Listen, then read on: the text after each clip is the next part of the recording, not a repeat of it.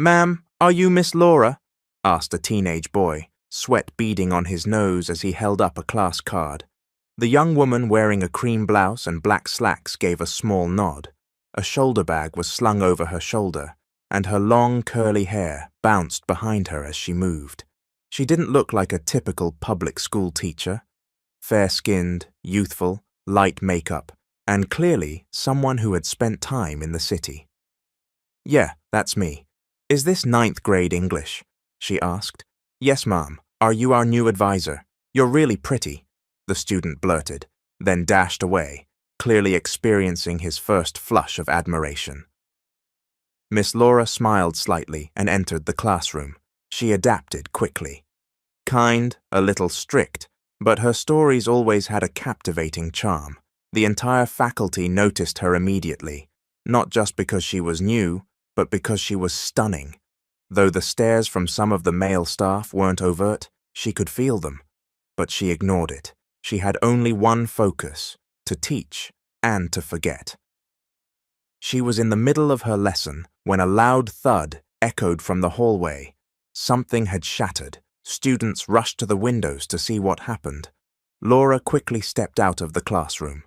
In the corridor, she spotted an elderly man sitting on the floor, a mop and broom in hand. Beside him, a tipped-over bucket of water had spilled across the tile floor. Shards of glass scattered everywhere, likely from the faculty break room. "Don't come near, someone might slip," a student called out. Laura stepped forward. "Sir, are you all right?" The old man looked up. His skin was dark and weathered, his hair white, palms calloused, and a fresh scratch marked his arm. But what Laura would never forget were his eyes, piercing, deep, as if they carried stories untold. He wasn't smiling, but his presence radiated a quiet warmth. "I'm fine, ma'am. Sorry about the mess. I'll clean this up," he said, as he struggled to stand. "Please wait, you might get hurt by the glass." Laura quickly knelt down, using a folder to gently push aside the larger shards. "Ma'am, I've got this. It's part of my job," the old man replied. "My allies are a broom and mop. You've got chalk and a lesson plan. Don't let a cut spoil those pretty hands." Laura was surprised by his response. It wasn't lewd, but there was a soft charm to it. Something about the way he spoke had a graceful slickness, not inappropriate, but it hit somewhere unexpected. She watched as he silently cleaned up the water. "I'm sorry, I didn't get your name," she said, rising to her feet. "Name's Joe. I've been the janitor here for 3 years now. Also the principal's unofficial coffee guy, bathroom custodian for the troublemakers, and sometimes therapist for students crying behind the science lab." Laura chuckled, shaking her head. "So you're a multitasker, Mr. Joe?" "Depends who's asking," he said, looking her in the eye, direct and unapologetic. That night, as Laura was finishing her lesson plan in the faculty lounge, she realized she was the only one left. She peered outside. It was dark and silent. In the distance, she could hear cicadas and the faint laughter of students heading home. "Ma'am," a familiar voice called. It was Joe, holding a thermos and 2 foam cups. "Would you like some coffee? My personal blend? It wipes out exhaustion. Don't worry, there's no voodoo in it." Laura laughed. "I think I need that more than you know." Joe sat across from her, pouring coffee into each cup and handing one to her. At first, it was quiet. "Where are you from, Mom?" "Chicago, but I wanted a fresh start. The city wears you down eventually." "Huh. Rare to see someone as beautiful as you show up somewhere this quiet." "Not every beautiful woman wants chaos," Joe nodded, "and not every old man is content just cleaning floors." Their eyes met. No jokes. Something unspoken sparked between them, even if neither acknowledged it. That night, back at her rented house, Laura couldn't shake Joe's eyes from her mind. Yes, he was older, probably in his 60s, but there was something alive and magnetic in his every move, a charisma she couldn't explain. "What are you doing, Laura?" she whispered to herself. "Can't you just fall for someone your age?" But sometimes attraction has nothing to do with age. Sometimes the quiet ones make the loudest noise. The next day, upon entering the school, Laura saw a printed memo posted in the faculty room. Reminder: avoid being alone in the school building after 10 p.m. Refrain from engaging non-academic staff inappropriately. A few teachers glanced her way. Someone whispered, "Heard Miss Laura was caught having coffee with old Joe last night." Laura bit her lip. She hadn't even started something, and yet they were already judging her. And yet a flicker in her chest, a mix of thrill and secrecy. And sometimes the best secrets are the ones we don't name. "Miss Laura, you don't have an umbrella. It's about to rain," a student shouted as kids began rushing down the hall. The sky darkened. In an instant, the downpour came, pounding on the classroom roof and filling the air with the earthy scent of wet pavement and damp uniforms. Laura ran to shut the windows of grade 9 English, still clutching her lesson book. "Ma'am, Cedric's bag is getting soaked," someone called out. Okay, hold on," she said, dashing to the corner where rainwater had pooled under a cracked jalousie window. She started lifting school bags to safety, not realizing the floor beneath her was slick. Then, one misstep. She slipped and fell. Notebooks flew, pencils scattered. Her knee slammed against the cold tile. "Ma'am!" Students rushed to her side, lifting her gently. "Does it hurt, Mom?" Before she could answer, a voice cut through the noise. "What the heck's going on?" Someone fell. It was Joe, carrying a mop and a bucket. He appeared behind the door like a superhero in the chaos. He quickly ushered the students away. "I've got her. Head to the principal's office. All of you. I'll take care of Miss Laura." "Ma'am, will you be okay?" asked Mira, a concerned student. Laura nodded, wincing. "I'll be fine. Thank you." Once the students had gone, Joe helped her into a chair. "You didn't watch your step, huh?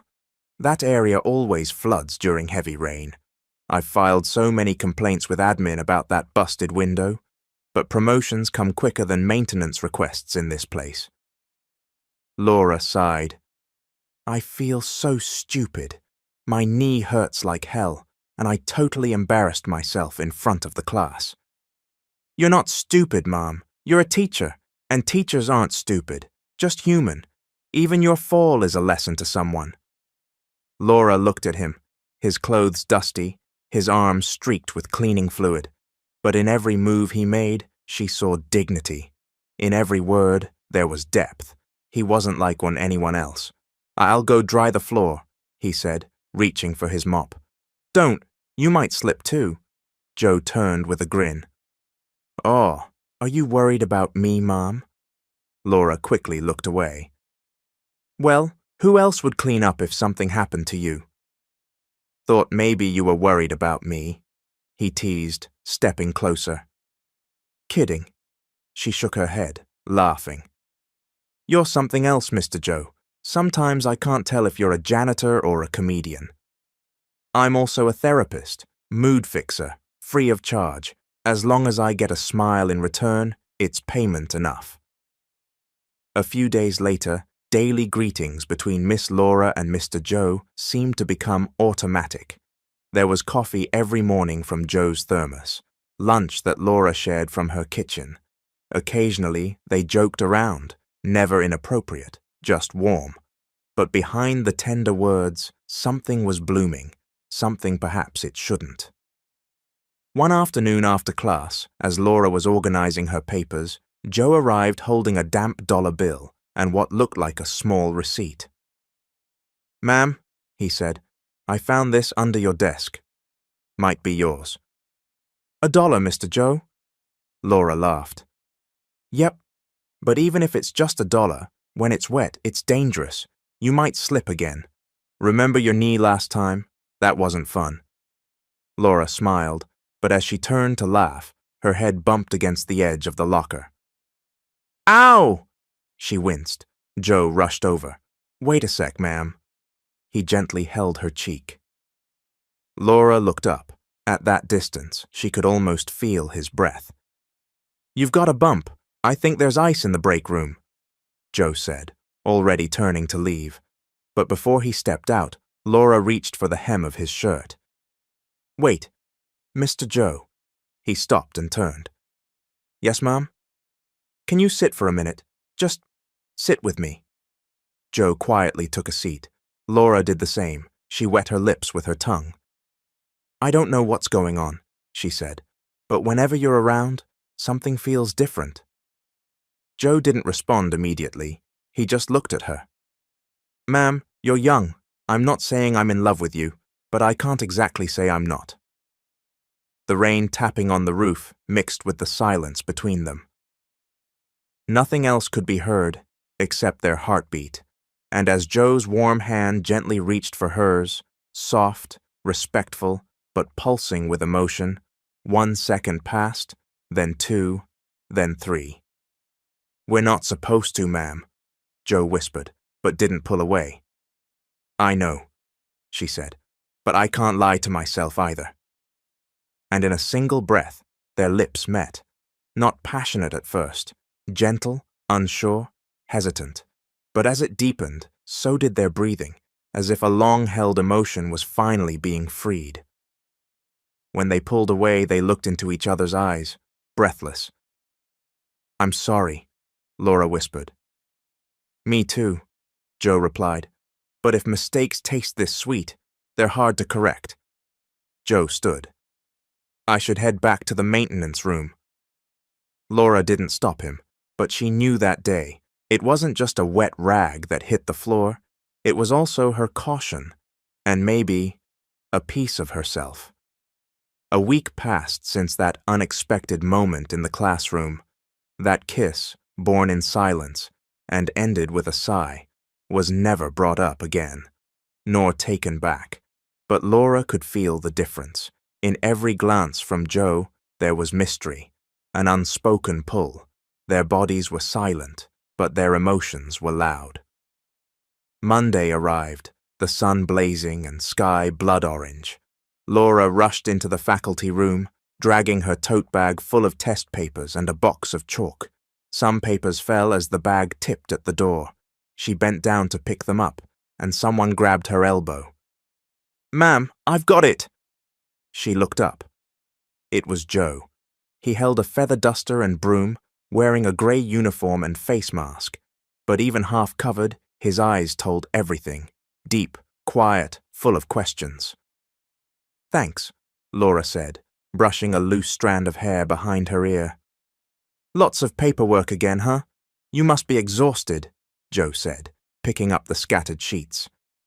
That's how it is when you're an advisor, but I'm used to it. Their arms brushed as they both reached for the same folder. Her skin was warm, the air cool from the fan. Time seemed to pause. Ma'am, Joe whispered, how are you?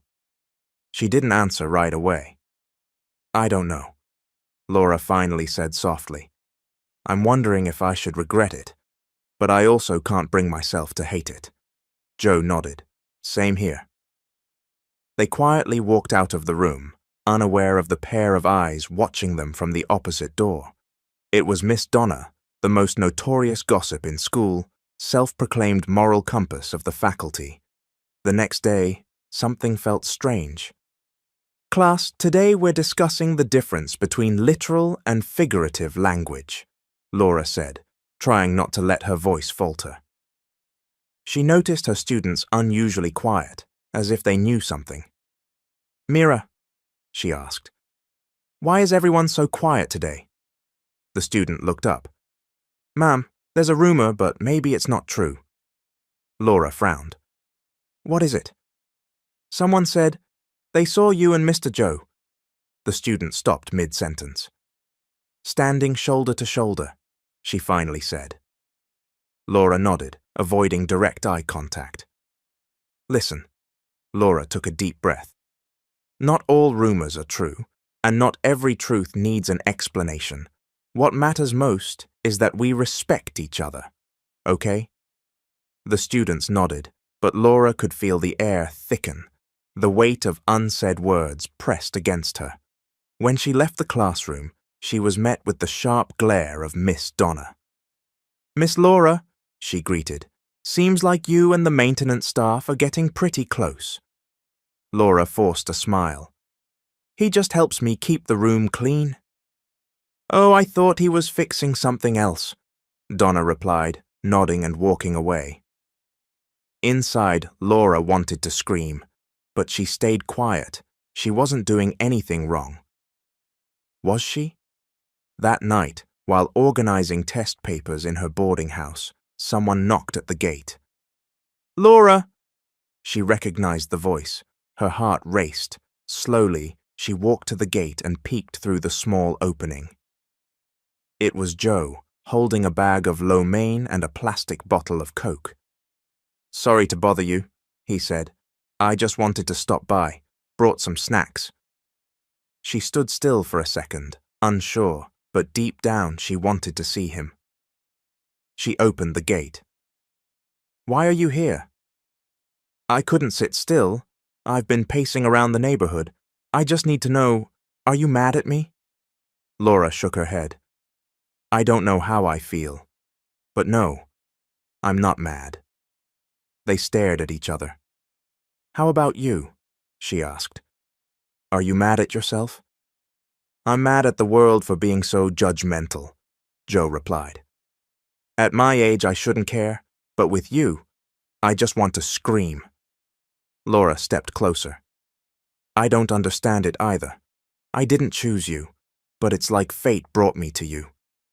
Joe was silent, then softly asked, "Can I come in?" Laura looked around. No one was nearby. She nodded. Inside the boarding house, they sat by a small table. Laura poured Coke into 2 glasses. They ate lo mein in silence, but it wasn't awkward. Every smile, every glance, every touch was its own music. After they finished, Joe cleaned up the mess. "You're good at housework," Laura joked. "I had to be. I'm a widower. Lived alone for years. Never had kids." Laura paused. "No kids?" "Number. Maybe heaven knew I'd meet you one day." Laura took a deep breath. Her eyes welled up. This wasn't flattery. This wasn't a pickup line. It was something from the heart. Joe stood and approached her. "Laura, I'm not asking for your love, but I want you to know, every day with you brings a part of me back to life." She didn't respond. Joe stepped forward, touched her cheek, softly, gently. "Can I kiss you again?" Laura nodded. Their lips met again, this time deeper, more certain, freer. It trailed to her neck, her shoulder. Her skin burned with desire. Joe began unbuttoning his shirt. Laura closed her eyes, breathing deeply. But before things went further, knock, knock, knock, someone was at the gate. They both froze. "My landlady," Laura whispered. "She'll flip if she sees you here." Joe quickly straightened himself up. Laura rushed to open the gate. It was indeed the old landlady, carrying a water bill. Joe had already slipped out the back, like a ghost passing through a wall. That night, as Laura lay in bed, she buried her face in her pillow. "What have I gotten myself into?" she asked herself. She didn't know where it would all lead, but one thing was certain. This wasn't just an ordinary attraction. This was fire. Silent, but if it exploded, no one could stop it. Since that night at the boarding house, Laura felt a shift with every step she took into the school grounds. What used to be just an ordinary walk through the school gate now felt like a spotlight followed her, eyes unseen, yet clearly there, watching, judging. As she passed through the corridor of the faculty room, conversations died. One teacher faked a cough, another pretended to be busy with paperwork, but Laura felt it in the air, a fine mist of judgment, especially from Miss Donna, who always held a pen, even when she had nothing to write. "Good morning," Laura greeted with a forced smile. "Good morning, Miss Laura," Donna replied coolly. "You seem radiant today. Someone's inspired, huh?" Laura bit her lip. "I'm just happy teaching. I'm glad to see the students making progress." Donna nodded slowly, one eyebrow arched. "That's good. Love for the job is important, but knowing where to place the right kind of love is even more important." Is she throwing shade? Laura wondered as she made her way to her classroom. In the hallway, she passed Joe, carrying a bottle of floor wax. Their eyes met. A quick smile was exchanged, silent, but weighty. They didn't speak, not out of fear, but caution. One wrong move, and everything could crumble. Inside the classroom, Laura was teaching personification when a girl suddenly raised her hand.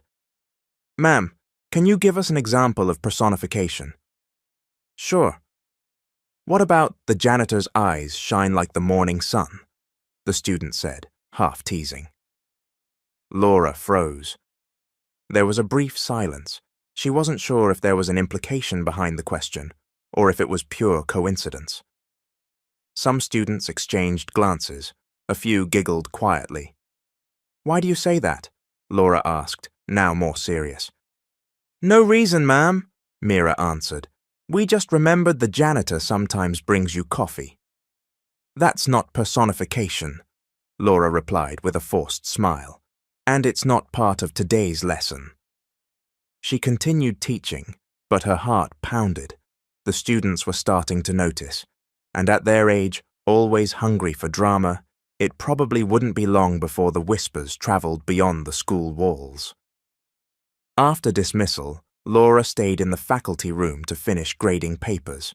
Joe walked in carrying a mop and bucket. "Ma'am, I'll just clean in here for a bit. Is that okay?" She nodded. "Yeah, I'll only be a few more minutes." As Joe quietly worked, Laura watched him. His movements were familiar now, the way he guided the mop across the floor, the way he poured water into the bucket, how he kept his uniform clean despite the dirty work. "Joe," she said softly, "do you feel it too? The stairs?" He didn't turn to look at her. "Yes, with every move I make, it's like they're measuring whether someone like me is still worth anything to someone like you." "But isn't this our fault?" Laura added. "We chose this. We're to blame." Joe stopped sweeping and faced her. "Laura, I don't regret a single second with you. Even if the whole world judges us, even if I lose this job, I don't care, as long as I'm with you." Tears welled in Laura's eyes. "I don't want to lose you either.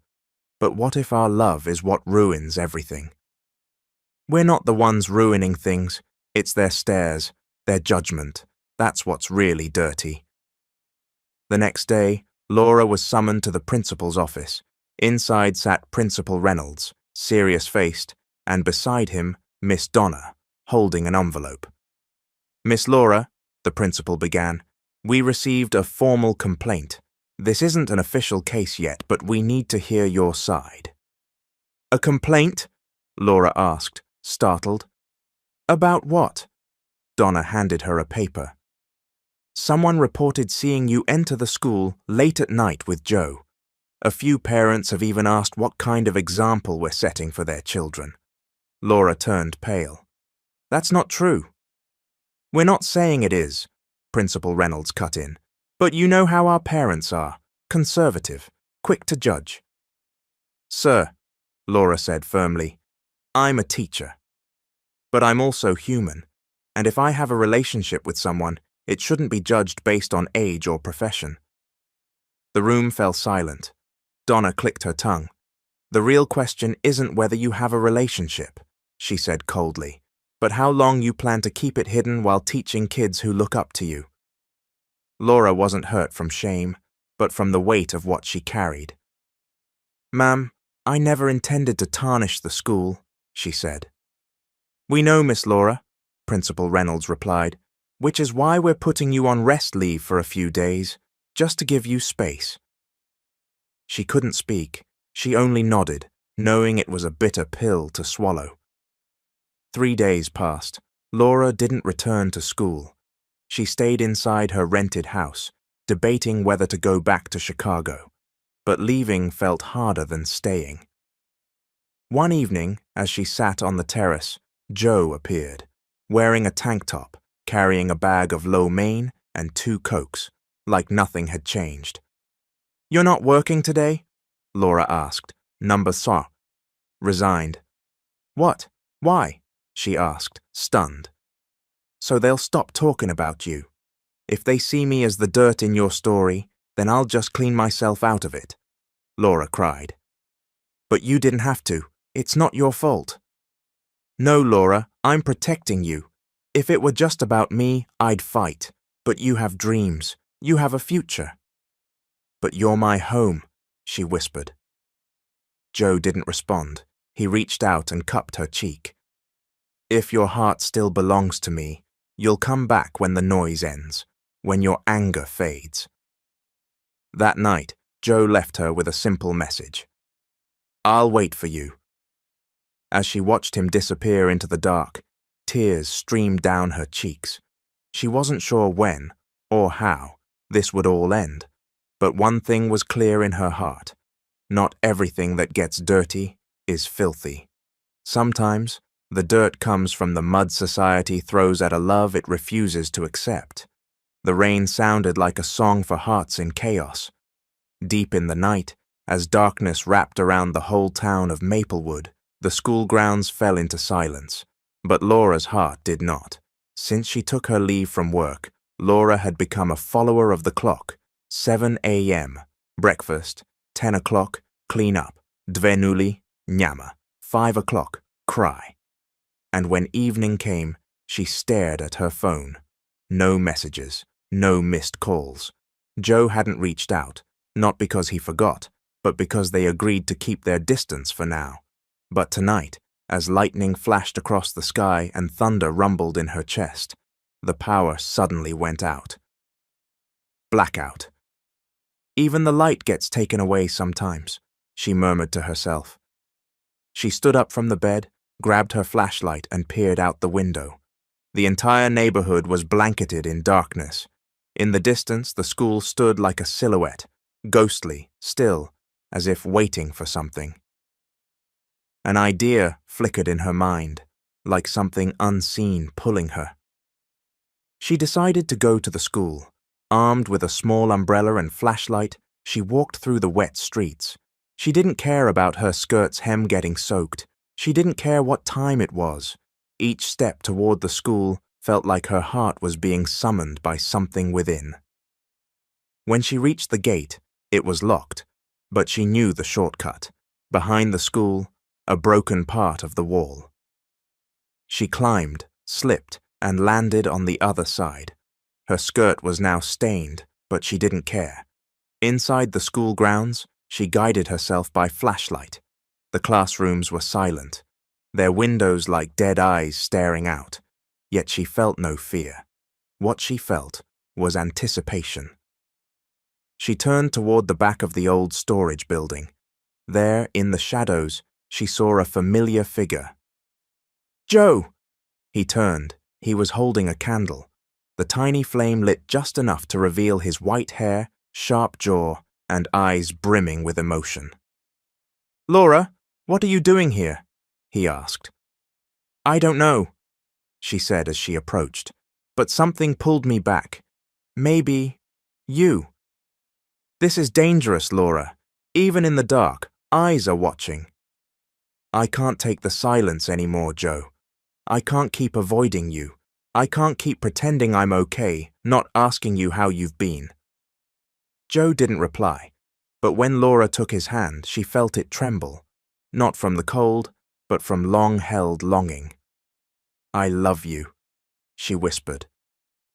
And in the darkened school, behind the old storage building where no one could see, their lips met again, slow, heated, full of hunger and tears. Joe kissed her neck as his hands trailed down her back. Laura closed her eyes, receiving each kiss like an apology. "You're my peace," she whispered. They sat on the ground, atop an old sack of broken books. Outside, the rain poured, but inside, desire long held at bay came rushing through. Laura removed her blouse. She trembled, not in fear but in yearning. Joe moved in, caressing her side, touching skin that had long begged for warmth. "I don't deserve you," he whispered, kissing her shoulder. "But I want you. I didn't choose this, but my heart finds you every night." Their union deepened, every kiss, every moan swallowed in silence. They became one in a world that refused to acknowledge their love. Time passed. The rain stopped. When the power returned, they realized they were still holding each other, cheek to cheek, chest to chest, quiet. "I want to leave," Laura said, her voice shaking. "I don't want to keep hiding you. I don't want to live every day wondering when you'll get caught." "Don't leave me," Joe replied. "I'd rather take the risk than live in fear." But they both knew it wouldn't be easy. The next day, while Laura was at her boarding house, there was a knock. When she opened the door, Principal Reynolds stood there, alongside Miss Donna. "Sorry for dropping by," the principal began, "but a CCTV clip came out last night." Laura froze. Her knees weakened. "Someone saw you entering school premises at the wrong time," Reynolds said. "Laura, we need an explanation." She shook her head. "I don't have anything to explain, but if anyone is to blame, let it be me. Don't drag Joe into this. He doesn't even work at the school anymore." Reynolds fell silent. Donna's brow lifted slightly, satisfied. "We're giving you formal notice of investigation," Reynolds said. "During the process, you'll be suspended." Laura bowed her head. Her world shattered. For the next 3 weeks, she didn't leave the house. Joe didn't contact her either. She thought maybe he had forgotten. Until one day, while cleaning her room, someone knocked at the gate. It was an older man holding a plastic container. Lo mein and Coke, but it wasn't Joe. "Miss," the man said, "he told me, if he couldn't come back, I should give this to you." Laura's brow furrowed. Inside the container was a letter. "Laura, I never meant to leave you, but maybe this is the only way to silence the world around us. One of us had to let go. As long as it's not you, in the next chapter of your life, I hope you'll never be judged again. I hope your love will be accepted in a world that once rejected us. And if by chance we meet again, one smile is all I need, because in that smile, I'll know that for even a moment you were mine." With love, Jo Laura bowed her head and wept, not because she had been left, but because she now understood just how deeply he had loved her. Time passed. Laura applied at another school, in a different town. No rumors, no judgments. There her smile slowly returned, but every time it rained, every time the power went out, or whenever she smelled lo mein and Coke, that night came back to her, the night without electricity, yet full of light. 3 months passed in a small new school in the town of Willow Creek. Laura returned to teaching. A new uniform, a new name on the classroom door. Miss Laura Dean, grade 8 language arts teacher. No one knew her past. To her colleagues, she was a hard-working, quiet, mysterious teacher. Difficult to approach at first, but easy to love once you got to know her.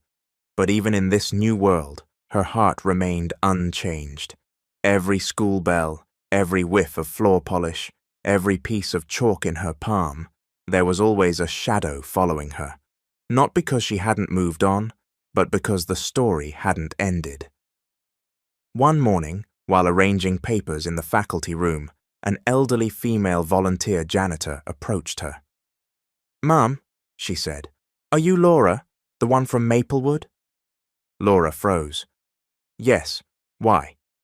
The woman handed her an envelope, old and faintly scented with dust. "Your former co-worker left this with me. Said that if you ever came to Willow Creek, I should give it to you. said maybe there was something you hadn't finished. Laura's hands trembled. She took the envelope silently. No words came out, but inside it felt like 100 voices screamed. When she reached her classroom, she immediately opened the envelope. Laura, I know I shouldn't bother you anymore, but if you ever return to where silent memories still live, I hope you visit our old storage room in Maplewood. I left something behind I couldn't carry with me. If your courage is still whole, if you can still look for me even when I'm no longer by your side, go back there, and when you find it, maybe you'll understand why I always seemed to be searching whenever I looked at you. J. It was as if ice ran down Laura's spine. She wasn't sure how to feel, but one thing was clear. Joe had left something behind, and she couldn't move forward if the past kept knocking. That following Saturday, Laura returned to Maplewood. She wore a skirt, a white blouse, and brought a small flashlight. She arrived at night, on purpose, to avoid attention. It felt just like before. The smell of old tamarind trees behind the school was still the same. Everything was quiet except for the chirping of crickets and the echo of her own thoughts. When she reached the old abandoned storage building behind the school, she opened the door using a rusty key still tucked inside her lanyard. The heavy door creaked open. Inside were layers of dust, old armchairs, broken desks, boxes, and one ancient locker that looked untouched for years. On top of the locker, written in chalk, "Inside the rust lies a secret that sets you free." Laura opened the locker. Inside was a box covered with a grey cloth. She lifted the cover. Inside were a stack of old papers, a cassette tape, and an old photo. A photo of a woman just as beautiful as her, and a young boy holding a toy truck. On the back of the photo, Marissa and Marcus, 1999. Laura frowned. Who were they? She picked up the cassette tape. The label read, Joe, explanation. Back at her boarding house, she borrowed an old tape recorder from a neighbor. She inserted the tape and pressed play. To whoever finds this, thank you. But if it's you, Laura, I hope you've forgiven me. The woman in the photo is Marissa, the first and last woman I loved before you. The boy, that's Marcus, our son. They're both gone. They died in a fire at our home, while I was at school, cleaning floors. Since then, I've carried the guilt every day, that I didn't save them, that I'm alive, and they're ash. So maybe when you came into my life, it was heaven's answer. You made me feel alive again. But along with that came fear, that I'd lose you too. I didn't want to face that again, so I left, before I could be the reason you broke. If you still love me, I'm sorry, but even if you've moved on, thank you. Because of you, I became human again. Tears streamed down Laura's face as the final words of the tape played. And if by chance we meet again someday, just close your eyes, Laura. That's where we'll meet. In memories, in secrets, in a love that never needed to be shouted. Soft instrumental fades in. Laura wept, not just because he left her, but because she never knew the weight Joe had carried. She never realized that behind every stroke of his hand on her hair was a man who once lost a child. That every kiss he left on her shoulder came from lips that swore never to love again. And now, though it was too late, she realized his love for her ran deeper than anything she had ever known. In the weeks that followed, Laura's life slowly returned to normal. She continued teaching, but something now lived quietly in her chest, a knowing. Not all love must be defended against the world's noise. Sometimes, the truest kind is the one you keep, not forget. Until one day, while checking papers in her classroom, a male student came up to her. "Ma'am, someone's looking for you outside." She stepped out. Across the schoolyard stood an elderly man wearing a cap and jacket, holding a bag of lo mein. The world froze. Joe smiled, slow but whole. "How are you, ma'am?" Laura couldn't speak. She walked straight to him, and in front of children playing jacks and jumping rope, she embraced the old man she once kept hidden in the dark. Now she hid him no more. The night was quiet, but Laura's heart thundered like rolling clouds, raspy but powerful. She stood in her modest rental home in Willow Creek, staring at the man she never thought she'd see again. Joe, the man who left her not from lack of love, but from the heaviness of it. He chose distance over spectacle. "Sorry I look like this," Joe said, playing with the cup in his hand. "Came straight from Brighton, been looking for work, but nothing yet." Laura smiled. "I don't care what you're wearing. What matters is that it's you." Silence followed. No words, just the way they looked at each other, their eyes filled with wounds, longing and mystery. Laura stepped forward until only 6 inches separated them. "Come in," she said. Joe quietly stepped into the room. Laura's place was small, a bed, an old cabinet, a table with notebooks and stacked test papers. It smelled of soap and air-dried linens, simple but warm. Joe sat at the edge of the bed. Laura stood before him, no command, no plan, only feelings, ripe from waiting. "Laura," Joe whispered, "are you sure?" She nodded. "I've wanted to for so long, but only now am I ready, even if it's a mistake in the eyes of others." Joe stood. He gently cupped her cheek. "You're not a mistake. You're the only thing I've done right."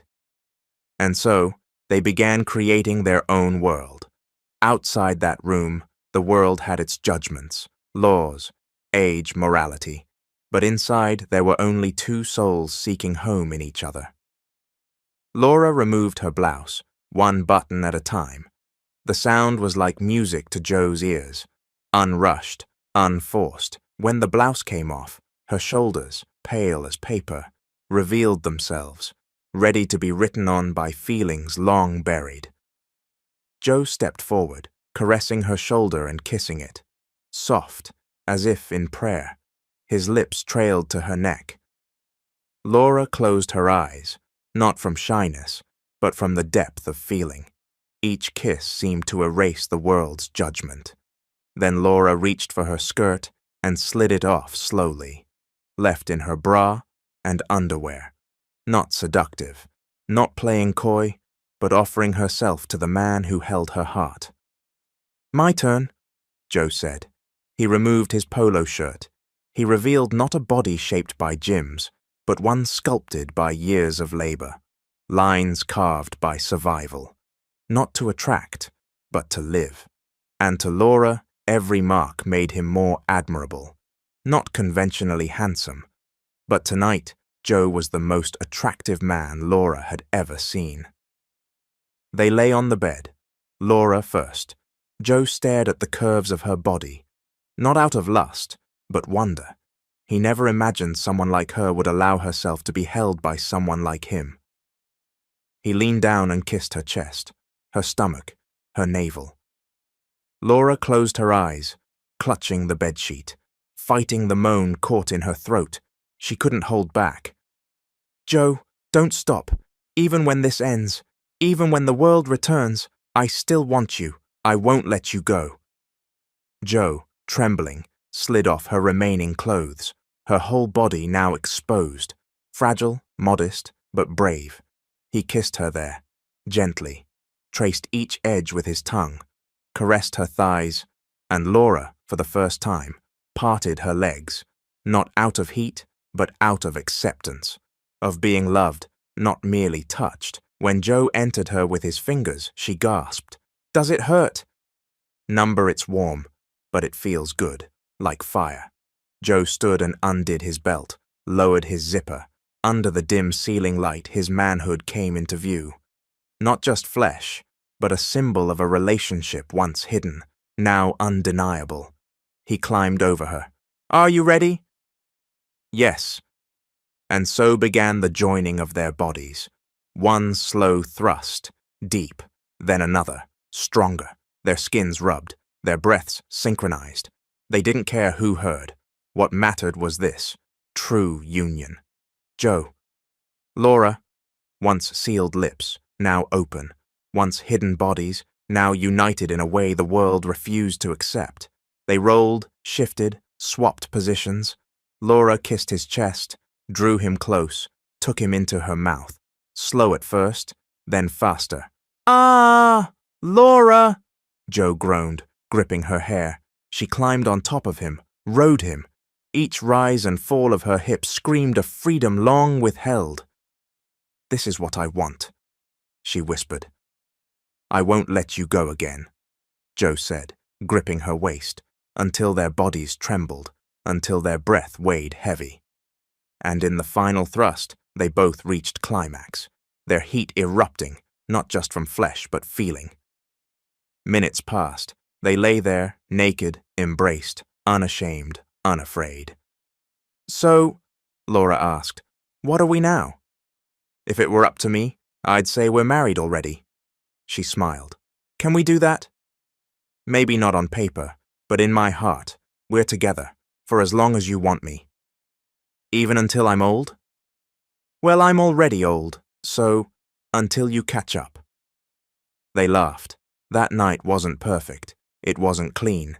It wasn't what the world wanted, but it was real. And in a world full of lies, real, even if forbidden, is more important than what's right.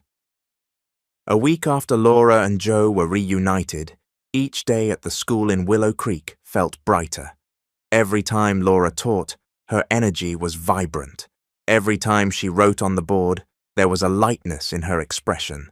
Even picking up a piece of chalk, once just a routine, now came with a quiet smile. Joe wasn't on campus anymore, but she felt his presence. Whenever it rained, someone would deliver lo mein to her.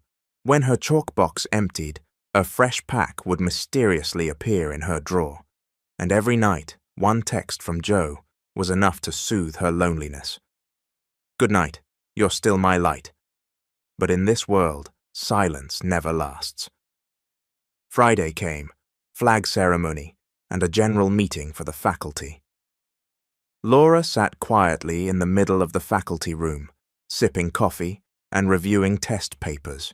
Behind her ear, she felt a sharp sense, like she was being talked about, and she was right. "Miss Laura has a boyfriend now, an old man," someone whispered. "Isn't it that former janitor from Maplewood? There was an issue before, right?" "Oh, it's probably worse now. Some students said they saw them together in front of the school, late at night." Rumors spun fast, like chalk dust on a board. Even if the board had been clean yesterday, today it was tainted with a fresh smear of gossip. The next day, Saturday, while Laura was in the faculty lounge for a makeup session with a remedial student, Principal Morgan entered, quiet, serious. "Miss Laura, can I speak with you for a moment?" She quickly closed her folder of test papers and followed. He led her into a small conference room where guidance counselor Ellen and 2 PTA members were already waiting. "We just need to clarify something," Principal Morgan began. "Some reports reached us.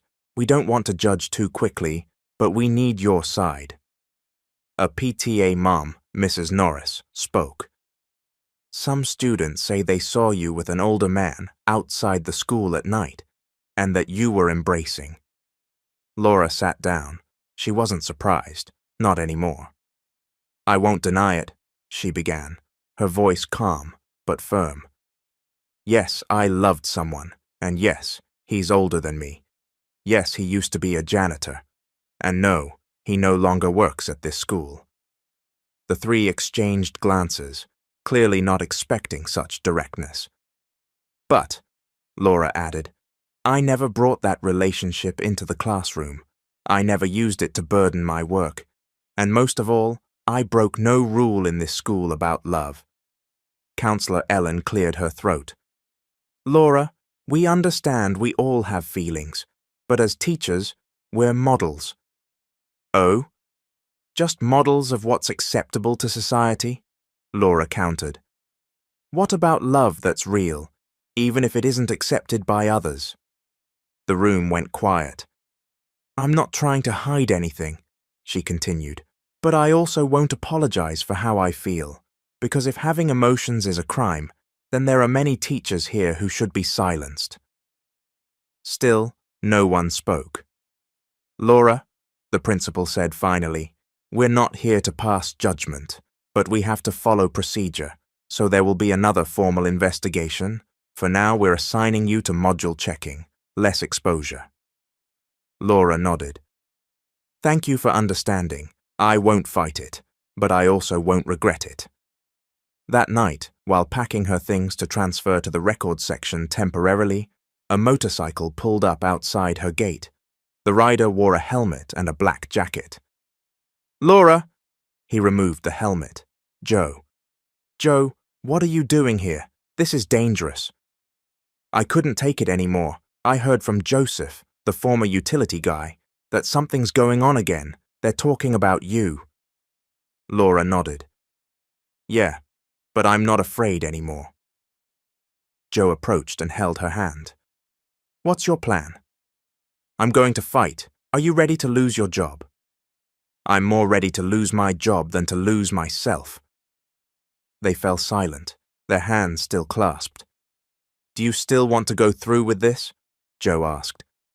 I can't keep hiding. If we start again, I want it to be right. I want it out in the open. If I have to leave school with you, I will. Laura's tears welled. I want to start a life with you. Monday, Laura filed her voluntary resignation, not out of shame, but because she was ready to leave a world that boxed her in. As she carried the envelope of her resignation, she passed the principal's office. Principal Morgan looked up, surprised. Are you sure, Laura? We didn't want you to leave. Thank you, sir, but I can't teach children to be honest if I live in fear. I'm not teaching rebellion. I just believe that being true to oneself is a more valuable lesson than perfect attendance. The principal was quiet, then accepted the envelope. And just like that, Laura's chapter as a teacher in Willow Creek ended. Outside the gate, Joe waited, on his old motorcycle, holding a simple helmet and wearing a new jacket he said he bought from his savings. You really sure? He asked, handing her the helmet. Yes, Laura said. I don't know where we're going, but I know I'm going with you, and that's enough. She climbed onto the back of the bike and wrapped her arms tightly around his waist. With every bump on the road, it was as if the bike whispered, This won't be easy. But Laura held tighter to Joe, the words in her heart repeating over and over, but this is right. A month passed in a small town in rural Oregon. Laura and Joe lived simply. They found a room for rent above a general store. Laura sold school supplies. Joe became a partner in a small diner at the corner. They no longer had titles or reputations in the eyes of society, but they breathed more freely. They no longer needed excuses. Each night on the rooftop, sitting on old plastic chairs, they talked about all the things they once didn't have time to share. Sometimes I wonder, Laura said one evening as she played with his hair, if we hadn't met at school, would we ever have crossed paths? No, Joe answered, and thank God for that, because even if our love began in a forbidden place, it's what brought me back to life. Laura fell silent. I wonder how people see us now. What matters, Joe said, is how we see each other. By the second month of their life in Oregon, a little boy wandered into Laura's shop.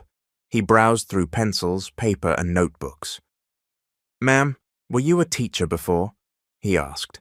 Laura smiled. What made you ask that?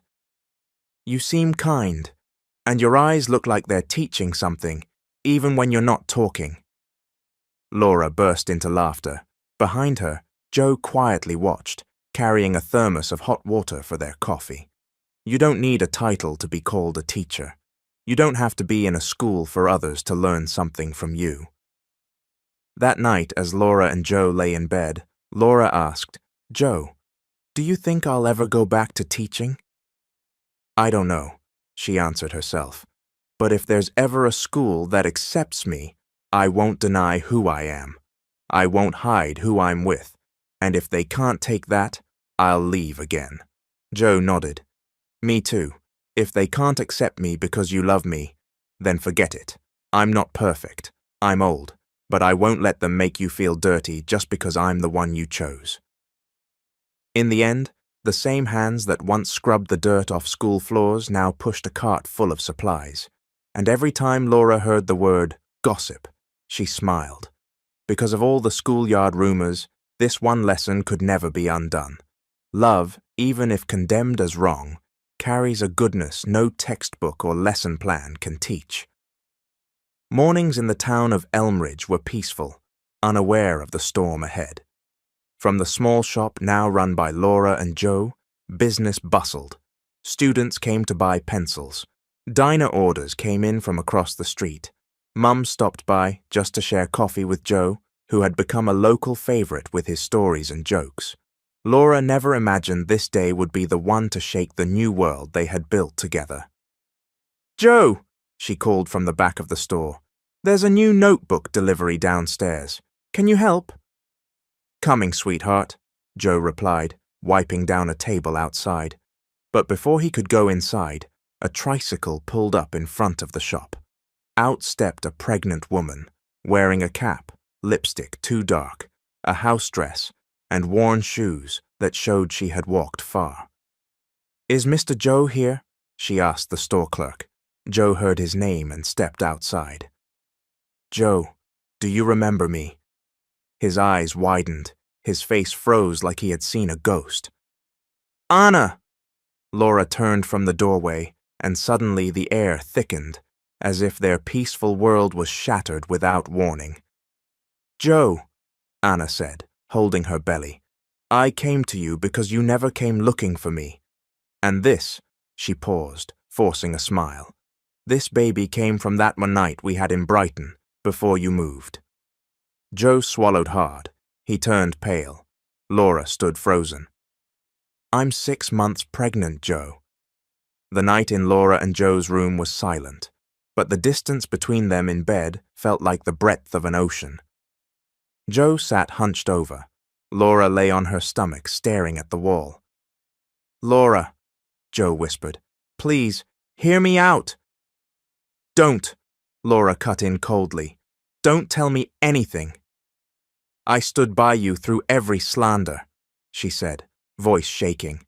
"I left my life for us, fought for us, then a pregnant woman shows up at our doorstep." "I didn't know," Joe said. "I haven't talked to Anna in so long. It was just one night. We weren't in a relationship. I didn't think—" "But you still slept with her, didn't you?" Laura snapped. "Even if it was just one night, it was still you, your body, and now there's a consequence." "But I love you, Laura." "That's not the point," she cried.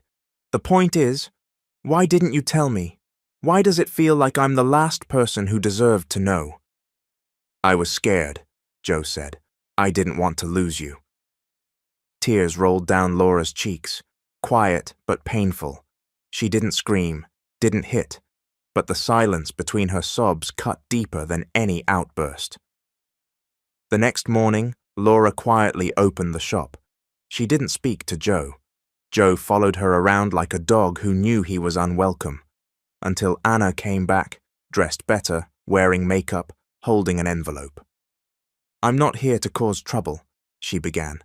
"But Joe, we need to talk about the baby." "You don't need to come here directly," Laura interrupted. "If you two have business, take it through legal channels. Don't bring it to our livelihood." "Relax, Mom," Anna replied with a smirk. "I'm not here to steal him. I just want support, financial help. I'm not chasing a man. I'm making sure my child has a father." "Don't use the child as your ticket back into his life," Laura warned. "Just because you had a child with him—" "Excuse me?" Anna interrupted. "I was first. I tasted him before you. And how many years between you two? Please." Before Laura could respond, Joe stepped between them. "That's enough, Anna," he said. "If we need to talk, we will, but not like this, and don't disrespect Laura." Anna scoffed. Don't pretend to be a saint, Joe. You couldn't even own up. You don't even know if it's really yours. She turned to leave, but not before one last smug smile. But if you want to take responsibility, you're welcome in the delivery room. And with that, she left. Joe and Laura were left standing in silence, like they'd been drenched in ice water. Weeks passed. Anna didn't come back, but the fear she left behind didn't fade so easily. Every time Laura looked into Joe's eyes, there was a question she didn't want to ask. What if it's true? What if he really is the father? One evening, while Laura was washing dishes, Joe came close. Laura, I have a favor to ask. I want to take a DNA test to end this, so you'll know the truth, and if it is mine, I'll take responsibility. But what if, Laura whispered, you meet the baby and change your heart? That won't happen, Joe said. It won't change how I feel about you. 2 weeks later, the result came in. Joe was not the father. Laura held the paper in her hands, read it, touched it, even smelled it, as if she wanted to carve it into a blackboard and show the whole world. He didn't lie. He really loved her. She embraced Joe tightly. What used to be gossip had now become a story they could laugh about. But one night, while they were watching an old movie on their dusty television, Laura suddenly held her belly and winced. Does it hurt? Joe asked. She nodded. I'm 2 weeks late. Even before she said the next word, Joe's heart was already pounding. Laura didn't move. Her mind raced. Was she ready? Was Joe? What would the world say if she was pregnant and the father was a man nearly 30 years older? She wasn't afraid of their love anymore, but she was scared of what fate had planned next. The next morning, it was early. Almost no one was out in town yet. Laura and Joe went to the pharmacy together. They stood quietly in line. Laura wore a jacket and a cap. Joe had on a polo shirt, nervously wiping his forehead. After getting the pregnancy test kit, they went straight home. They didn't speak. The silence seemed deliberate, as if any word might break something fragile. Each second, Joe watched Laura's every breath. 5 minutes. It felt like a full year to Joe. When Laura finally stepped out, she was holding the test stick. Her face was pale. Her hand was shaking. 2 lines, she whispered. 2. Positive? Joe asked, almost not believing it. Laura nodded. Joe approached slowly and looked at the test, as if it were sacred. Laura, I'm going to be a father, he whispered. Tears streamed down Laura's face. Yes, both of us. And for the first time since their complicated love story began, they both felt something clear. A baby, a blessing, a new beginning. A few days later, they visited the closest clinic together for Laura's checkup. Joe was eager to see the ultrasound. He was the first to cry when he heard the baby's heartbeat. Sounds like a drum, Joe said. But maybe that's your voice too. Laura laughed. Sounds more like you. Louder. Before the appointment ended, the midwife asked, First baby? Yes, Laura answered. First, second, and hopefully not the last. As Laura's belly grew, Joe became even busier. They added more school supply vendors. He cooked homemade meals at the corner eatery. He even volunteered in the neighborhood for extra income. He never seemed tired. Every effort was rewarded, with a hug from Laura, a kiss on the cheek, or even just a soft, "Thank you, love." But with every joyful morning, the shadow of the past lingered. One day, while Joe was at the market, an old woman approached him. "Son, are you Joe?" "Yes, ma'am." "I've got a letter for you, from someone you used to know in Brighton. They asked me to pass it along." Joe accepted the envelope, sealed in brown paper. When he got home, he didn't let Laura read it right away. He opened it outside, beneath the shade of a santol tree. "Joe, sorry for writing to you like this. I know you're happy now. And yes, I know the baby isn't yours. I lied back then, because I was angry. Angry at you, at myself, at the world that didn't choose me. But now that I heard you're going to be a dad, I just want to make things right. I'm not writing to interfere, only to say thank you, because even for a moment you made me feel I mattered. I never forgot that. Take care of your family. She loves you so much. Don't let that kind of love slip away again. Anna Joe placed a hand on his chest, took a deep breath. He never imagined that the pain of the past could also offer peace. Months passed, then came the day they had been waiting for. Laura's delivery. In the hospital in the town of Riverbend, the night was filled with the cries of laboring mothers. Laura clutched Joe's hand, sweaty, trembling, aching. "It hurts, Joe. It hurts," she cried. "I'm here," Joe said, forcing calm despite the tears in his eyes. "Keep going, Laura, for our baby, for us." And when they finally heard their child's first cry, loud, full, and screaming into the world, they felt nothing but joy. "It's a girl," said the doctor. "A healthy baby girl." Joe sobbed. He kissed Laura's forehead. "Thank you. For everything. For fighting. For love." "It's nothing," Laura said, exhausted but smiling. "Joe," she whispered, "I want her name to be Lee Joe. A mix of our names, so that no matter where she goes, she carries us." "Lee Joe," Joe repeated. "Sounds a little weird." He laughed. "But yeah, our names together." That night, while the baby slept peacefully in a small crib, Laura and Joe sat by the bed, holding hands. They were silent, but inside, they were full of life. "Remember our first kiss in the classroom?" Joe asked. "I remember everything," Laura said. "I used to think loving someone like you was wrong, but now I feel like heaven's telling me, here, this one's for you, for life."